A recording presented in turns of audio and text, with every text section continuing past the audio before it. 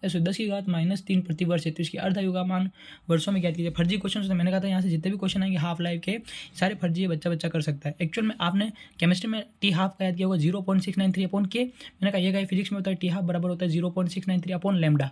तो अब यहाँ पर लैम्डा की वैल्यू उसने दी 10⁻³ ऊपर क्या है 0.693 अपॉन में आप लैम्डा करें 10⁻³ ऊपर चला जाएगा वो, तो 10⁻³ बन जाएगा। अब आप 0.693 को 10 की घात 3 से गुणा करेंगे कितना बन जाएगा 693, तो आंसर वही है, खत्म बात। एक लाइन का भी नहीं है क्वेश्चन किया जाता। बोर परमाणु मॉडल का प्रथम व द्वितीय परिकल्पनाएं लिखिए। तो परमाणु मॉडल की प्रथम और द्वितीय परिकल्पना तो लिख ही सकते, देखो कितना गजब का आदमी। बोर का परमाणु मॉडल की प्रथम द्वितीय परिकल्पना पूछ ली, उधर दूसरी वाली पूछ ली, इसको पता नहीं लगा क्वेश्चन रिपीट हो गया। विद्युत द्विध्रुव आघूर्ण की परिभाषा लिखिए। एक द्विध्रुव के निरक्ष पर, अरे बाप रे, विद्युत क्षेत्र की तीव्रता लो, निरक्ष पर कितना होता है, एक डायपोल के निरक्ष पर आप देखने जाते तो कितना हो जाता है E बराबर 2QE नहीं QE बचेगा ना अपोजिट डायरेक्शन में, और एक्सिस पर कितना आ जाएगा 2kp/r³, अक्ष पर हो जाएगा 2kp/r³ और निरक्ष पर हो जाएगा -2kp/r³, अगर वेक्टर फॉर्म में बात की जाए। उल्टा बोल गया क्या मैं, अक्ष पर होगा 2kp/r³ और निरक्ष पर होगा -kp/r³, ठीक है, आधा होता है वो वाला, और डेरिवेशन पूरी करा रखी है ना। दूसरा क्या, विद्युत विभव की परिभाषा लिखिए। संधारित्र के श्रेणी क्रम, विद्युत विभव की परिभाषा आप लिख ही सकते हैं, अनंत से किसी चार्ज को लाने में किया गया कार्य, वो इशू है ना विद्युत विभव का। दूसरा है, कहाँ चला गया, संधारित्र के श्रेणी क्रम संयोजन में, संधारित्र का आप श्रेणी क्रम संयोजन करते हैं या समांतर संयोजन के प्रभावी धारिता का सूत्र व्युत्पन्न कीजिए। श्रेणी और संधारित्र दोनों का प्रभावी Q बराबर चाय वाला से दोनों क्वेश्चन होंगे और दोनों की डेरिवेशन कराई हुई है, ठीक है।